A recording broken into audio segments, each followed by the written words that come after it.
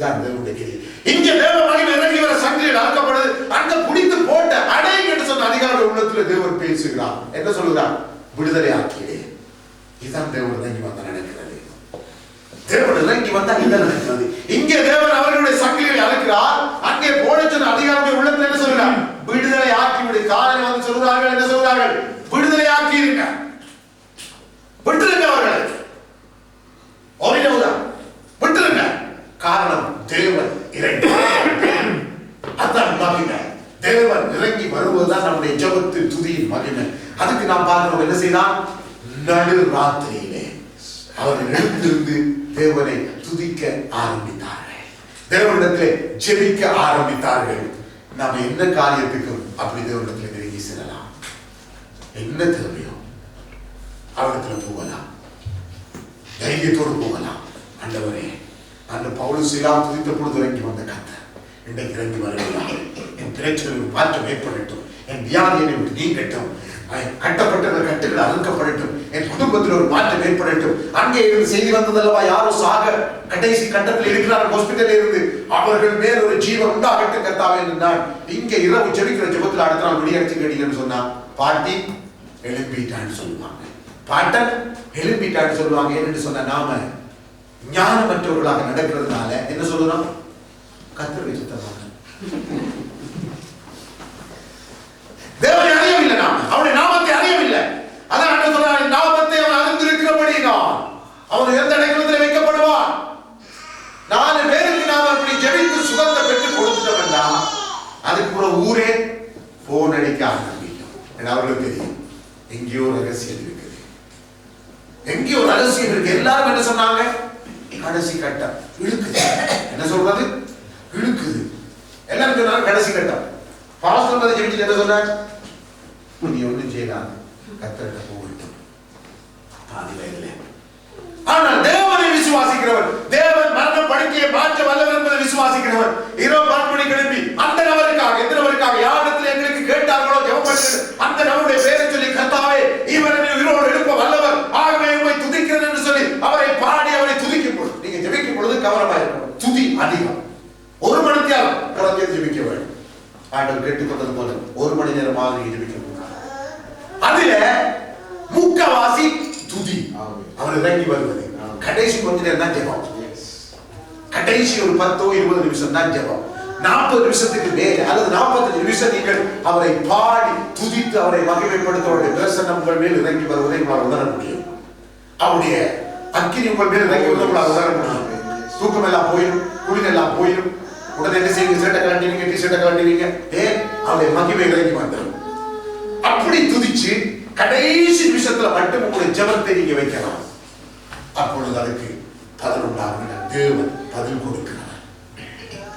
அவர் எதிர்பார்க்கிற ஜெபம் இந்த ஜெபம். நடுராத்திரி எழுப்பி அவரை நோக்கி கூப்பிட வேண்டும்.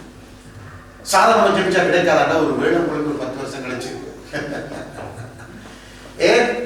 ஹாஸ்பிட்டலுக்கு போனா அவங்க எத்தனை மணி ஆகுது? சில சொல்லுவாங்க காலையில போயிருந்தேன், பின்னர் 5 மணிக்கு தான் இதை கூப்பிட்டாங்க. என்ன நீ சாதாரணமா போயிட்டா, நீ எப்படி போகணும்? எமர்ஜென்சியா போகணும். சின்ன வருத்தம் தான் ஹாஸ்பிட்டலுக்கு ஆம்புலன்ஸ் கூப்பிட்டு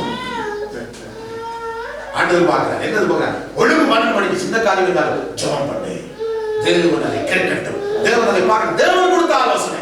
சீயோன் குமாரத்திற்கு யூத ஜனங்களுக்கு தேவன் கொடுத்த ஆலோசனை, நடு ராத்திரியிலே முதலாம் ஜாமத்தில் எழுந்திருந்து அவரை நோக்கி கூப்பிடு, அப்பொழுது அவர் உனக்கு பதில் கொடுப்பார். அப்பொழுதுதான் அவர் பதில் கொடுப்பார். எழுப்பி கூப்பிடு. அதே போல அப்போஸ்தலர்கள்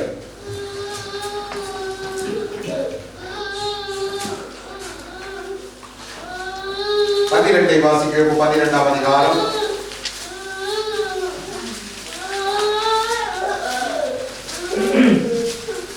முதலில் வாசிக்க.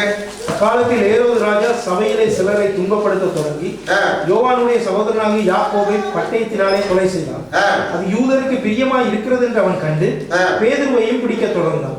அப்பொழுது புளிப்பில்லாத அப்ப பண்டிகை நாட்களாய் இருந்தது.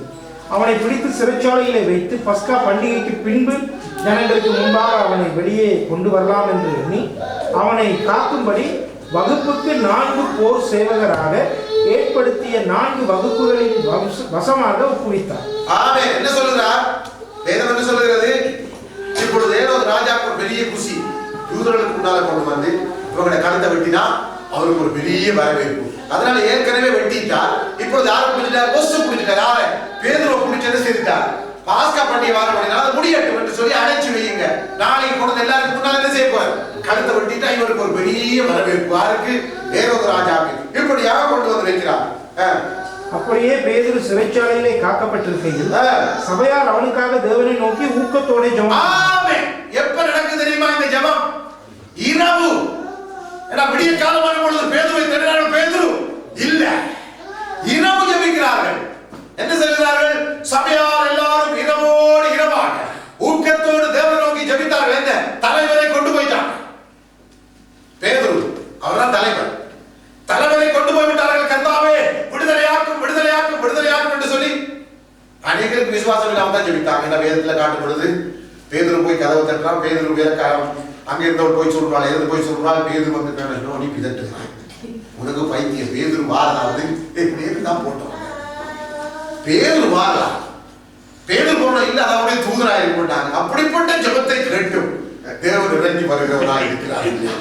யோசிச்சு பாருங்க எவ்வளவு நல்ல ஆண்டவர். இப்படிதான் சொல்லுகிறார். நீங்க அந்த அதிகாரத்துல வாசிக்கலாம். ஜெபிக்கிற கூட்டம் பேதுருவா இருக்க முடியாது. அவருடைய தூதராக இருக்கலாம். அல்லது சொல்லுகிற நீ போய் பிதற்றுகிறாய், நீ தவறாய் சொல்லுகிறாய், அல்லது உனக்கு சரியா தெரியவில்லை என்று சொல்லி அவளை கடித்து கொள்கிறார்கள். ஆகவே நமக்கு தெளிவாய் தெரிகிறது சபை இரவோடு இரவாக ஊக்கமாய் ஜெபம் பண்ணினார்கள். அந்த அதிகாரத்தில் சொல்லப்படுது பொழுது விடிந்த பொழுது. இரவோடு இரவா நடக்குது. என்ன ஜெபம்? இரவு ஜெபம். இந்த நள்ளிரவு ஜெபம் அல்லது சாமம், முதலாம் சாம ஜெபம் மிகவும் அசைவை ஏற்படுத்தக்கூடியது.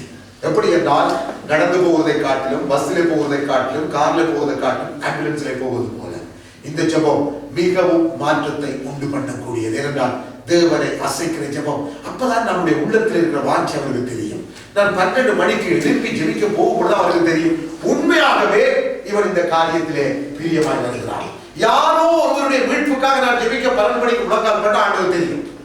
உண்மையாகவே இவர் இந்த நபரை மீட்கும்படியாக வாஞ்சி உள்ளவர். யாரோ ஒருவருடைய வியாதிக்காக நாம் ஜெபிக்க போய் 12 மணிக்கு முழங்கால் பண்ண தெரியும் உண்மையாகவே இந்த காரியத்தில் இவர் வாஞ்சி உள்ளவர். இல்லை என்று சொன்னா அவருக்கு தெரியும். காலையிலே மாலையிலே இவர் தன்னுடைய ஜெபத்தில கந்தசாமியை நியமிச்சுட்டு படுத்துக்கிறார். கர்த்தாவே எல்லாம் சொல்லிக்கொண்டே வருவார். ஜெபிச்சு கொண்டு இப்ப கந்தசாமி ஞாபகம் வந்துடும். கந்தசாமி எனக்கு சோத்தை கொடுக்க கர்த்தாவே இயேசு நாமத்தில் ஆமென். இவ்வளவுதான். அங்க செத்த வீடு செய்தி வந்து சொல்லுவார் நாங்களும் ஜெபிச்சனாமே, நாங்களும் காலம் பின்னர் தவறாம ஜெபிச்சனாங்க. எப்படி சொல்றாங்கன்னா நம்பாதீங்க. காலம் பின்னர் அவங்களுக்கு தான் ஜெபிச்சிருப்பாங்க. எப்படி? கடைசியில கந்தசாமியை காத்துக் கொள்ளுங்க கர்த்தாவே, சாந்தியை காத்துக் கொள்ளுங்க கர்த்தாவே சொல்றது. அந்த ஜெபத்துக்கு பதில் இல்லை. ஏன்னா தேவனுக்கு தெரியும் இது என்ன ஜெபம். இதனுடைய வாயிலிருந்து புறப்படுகிற வீணான வார்த்தை. நீ ஜெபிக்க வேண்டும் உள்ளத்துல இருந்து. அதுதான் நம்முடைய அர்ப்பணிப்பு. எஸ்தரை போல நாம் 12 மணிக்கு எழுப்பி அவள் 3 நாள் தன்னை அர்ப்பணித்தார். என்னென்ன நேரம் ஜெபித்தால் நமக்கு தெரியாது. 12 மணிக்கு அல்லது 1 மணிக்கு எழுப்பி நாம் தேவனுடைய பாதத்திலே முழங்கால் போட்டு தேவனை நோக்கி பார்க்கும் பொழுது தேவனுக்கு இருக்கிற சந்தோஷம் அசைக்கிற ஜெபம். ஏன் நம்முடைய கண்கள் பூமி முழுவதையும் நோக்கி பார்த்து எல்லாரும் தூங்குறாங்க. ஆனால் யாரோ ஒருவர் மட்டும், யாரோ ஒருத்தி மட்டும் எழுந்திருந்து அழுது கொண்டிருக்கிறாள். என்னத்துக்காக? தன்னுடைய தேவைக்காக அல்லது மற்றவர்களுக்காக அல்லது ஏதோ முக்கியமான காரியத்துக்காக, குடும்பத்துக்காக, கணவனுக்காக, சபைக்காக, தேசத்துக்காக, உறவுகளுக்காக நீங்க லிஸ்ட் போட்டு கொண்டு போகலாம். போய் நீங்க ஜெபிக்க ஆரம்பிக்கும் பொழுது தேவன் கிரியை செய்ய ஆரம்பிப்பாரே. தேவன் என்ன செய்தார் என்பதை பார்க்கிறோம். பவுலும் சீலாவும் துதித்த பொழுது என்ன செய்தார்? அவர் இறங்கி வந்தார். பேதுருவுக்காக அவர் ஊக்கமாய் ஜெபித்து துதித்த பொழுது என்ன செய்தார்? தேவன் இறங்கி வந்து என்ன செய்தார்? போய் அவரை இடுப்பிலே தட்டி எழுப்பி, யார்? பேதுரு எழுப்பி கட்டிக்கொண்டு என்னத்தை உன்னுடைய ஆடையை கட்டிக்கொண்டு சொல்லி அவன் சொற்பன நாட்டு மாதிரியே அவனை கொண்டு போய் அவன் நல்ல நித்திரை. அப்படின்னா இரவு 12 மணி அல்லது 1 மணி அல்லது 2 மணி சாம நேரம் நல்ல நித்திரை. ஏன்னா அவர் சொற்பன நாட்டு நினைக்கிறார். ஆழ்ந்த நித்திரை. சாதாரண நித்திரை இருக்கிறவங்க பாருங்க தட்டு எழுப்பிடுவான். இவர் என்ன நினைக்கிறார்? வெளியே போகும்படி என்ன நினைச்சார்? சொற்பன காரணம் தான் நினைச்சார். என்றால் தேவன் சரியாக அந்த டைமுக்கு அவர்கள் ஜெபிக்க ஆரம்பிக்கும் பொழுது, துதிக்க ஆரம்பித்த பொழுது அவர் இறங்கி வந்தார். தம்முடைய தூதரை அனுப்பினார். போ, என் ஜனங்கள் ஜெபிக்கிறார்கள். அவர் தான் நம்முடைய தேவன், நம்முடைய அப்பா. அவர் நம்முடைய அப்பா, அவர் நம்முடைய தேவன், நமக்காக ஜீவனை கொடுத்தவர். அவரை நாம் அறிந்து கொள்ள வேண்டும். என் தேவன் என்னோடு எப்படி செயல்படுகிறார்? நான் எப்படி அவரை தேட வேண்டும், எப்படி அவரிடத்தில் ஜெபிக்க வேண்டும். காலை ஜெபிக்கிற நல்லம், மாலையில் ஜெபிக்கிற நல்லம், மதியத்தில் ஜெபிக்கிற நல்லம். இந்த ஜெபங்கள் சாதாரணமாக என்னுடைய வாழ்க்கைக்கு வேண்டிய ஜெபங்கள். ஏதாவது ஒன்று விசுவசித்த காரியம் நடக்க வேண்டும் என அவர் எதிர்பார்க்கிறது. விசுவசித்த ஜெபம் அல்லது விசுவசித்த அர்ப்பணிப்பு அல்லது விசுவசித்த ஒப்பு கொடுத்த அதை தேவன் எதிர்பார்க்கிறார். யோசித்து பாருங்க. வேதத்தில் நமக்கு தெளிவாக சொல்லப்பட்டிருக்கிறது. அதே தேவ மகிமை இன்றைக்கு நம் மத்தியில் இறங்கி வர அவர் சித்தமுள்ளவராக இருக்கிறார். ஏனென்றால் பழைய ஏற்பாட்டில் மட்டுமல்ல, புதிய ஏற்பாட்டில் அவர் இறங்கி வந்தார் என்பதை பார்க்கிறோம். பழைய ஏற்பாட்டில் இறங்கி அற்புதங்களை செய்தால் நமக்கு தெளிவாக தெரிகிறது, அதை பாடுகிறோம். ஆனால் புதிய ஏற்பாடு அற்புதம் செய்ததை நாங்கள் பாடுவது இல்லை. எழுதி பாட வேண்டும். என்ன சொல்லி பாட வேண்டும்? பவுலும் சீலாவும் துதித்த பொழுது இறங்கி வந்தீரே, அதே போல என்ன சொல்ல வேண்டும்? பேதுருவை விடுதலையாக்க இறங்கி வந்தீரே என்று சொல்லி நாம் ஜெபிக்க கற்றுக்கொள்ள வேண்டும், பாட கற்றுக்கொள்ள வேண்டும். என்றால் அது பின்பு புதிய ஏற்பாட்டு காலத்தில் நம்முடைய காலத்தில் நடந்த தேவன் இறங்கி வருகிறார். இன்றைக்கு இறங்கி வருகிறார். நான் மட்டும் என்னை அர்ப்பணிக்க துடிப்பு விட்டேன் என்றால் ஒன்றை குறிச்சி கவலைப்படாதீங்க. என்ன வியாதி, என்ன கட்டு, என்ன பிரச்சனை, என்ன தேவை, இரவு போயிடும். கத்தனை பார்க்கல. அநேக நேரங்களில் நம்ம ஆண்களுக்கு கஷ்டம் வேண்டாம், வேலைக்கு போறதுனா 4 மணிக்கு எழுப்பது கஷ்டம். அதனால பெண்கள் இப்பொழுதே சில பேர் செய்கிறீங்க. பெண்கள் உங்கள் கணவர் சார்பாக எழுந்திருக்க அவரால் முடியாது. விடிய 4 கிளம்பி ஓட வேண்டும். நீங்க எழுந்திருக்க, கணவன் சார்பாக குடும்பத்தின் சார்பாக எழுந்திருக்க. அது ஒரு பெரிய ஊழியம். எஸ்தரை போல எழுந்து இரவுக்கு முழங்கால் போட்டு தேவனை நோக்கி எனக்காக, என் குடும்பத்துக்காக, என் சபைக்காக, என் தேசத்துக்காக, என்னுடைய உறவுகளுக்காக என்னென்னத்துக்கெல்லாம் ஜெபிக்க வேண்டுமோ அதை நான் ஜெபிக்க ஆரம்பித்தால் என்னுடைய வாழ்க்கை முதலாவது மாறும். யாற்ற வாழ்க்கை? யார் ஜெபிக்கிறாங்களோ அவங்க வாழ்க்கை முதலாவது ஆசீர்வாதம். அதான் தேவனுடைய கிருபை. ஏன் தேவன் இந்த மகனுடைய ஜெபத்தை கேட்டுதான் காரியங்களை செய்ய போறபடினால் முதலாவது யார் மேல் அவர் இறங்கி வருவார்? யார் ஜெபிக்கிறார்களோ அவர் மேல் தான் இறங்கி வருவார். அவர் ஊடகத்தில் அந்த ஆசீர்வாதம் கடந்து போகும். யோசிச்சு கொள்ளுங்க. அங்க வருவாங்க, ஜெயத்திலிருந்து வருவாங்க, பாசம் வருவார். வியாதிப்பட்டு மரணப்படுக்க இருந்தா இலங்கையில் என்ன செய்வாங்க? பாசம் வருவாங்க, வந்து அவரை கையை வச்சு 2 ஜெபம் பண்ணிட்டு அவ்வளவுதான் போயிடுவாங்க.